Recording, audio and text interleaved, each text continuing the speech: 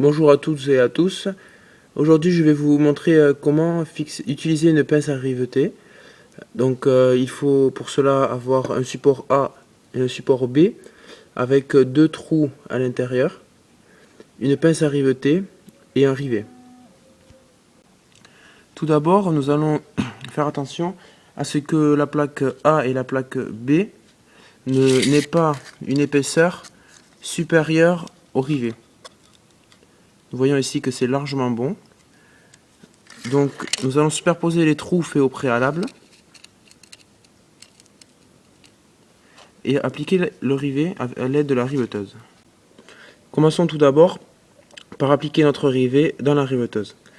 Alors par le trou, on enfile le clou, l'espèce de clou, jusqu'à la butée. Pour cela, il faut écarter la pince et ça rentre tout seul. À présent, la pince à riveter est armée. À présent, nous allons superposer les deux trous et faire rentrer la riveteuse, le rivet, dans les trous, comme ceci.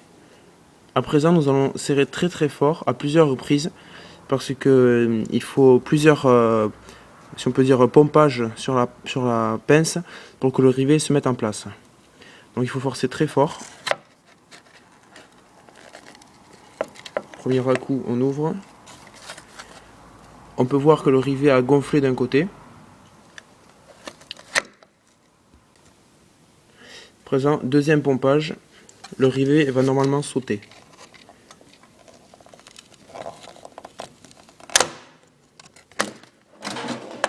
Le rivet s'est détaché. À présent, nous pouvons voir que le clou ici, l'espèce de clou, a été coupé et d'une autre partie, ça s'est gonflé. Donc nos deux parties sont bien maintenant solidaires et le rivet est en place. Du côté de la riveteuse, nous pouvons voir que le clou du rivet, l'espèce de clou du rivet, est coincé dans la pince. Donc pour ce faire, il suffit d'ouvrir la pince au maximum et de tirer le rivet. Voilà. Nos deux plaques sont donc bien solidaires l'une à l'autre. Nous pouvons appliquer la pince à riveter sur les plaques d'immatriculation par exemple. Voilà une plaque d'immatriculation. L'usage des rivets est plus courant sur les plaques d'immatriculation que sur deux morceaux de plastique dans son garage. Bonne fin de journée, au revoir.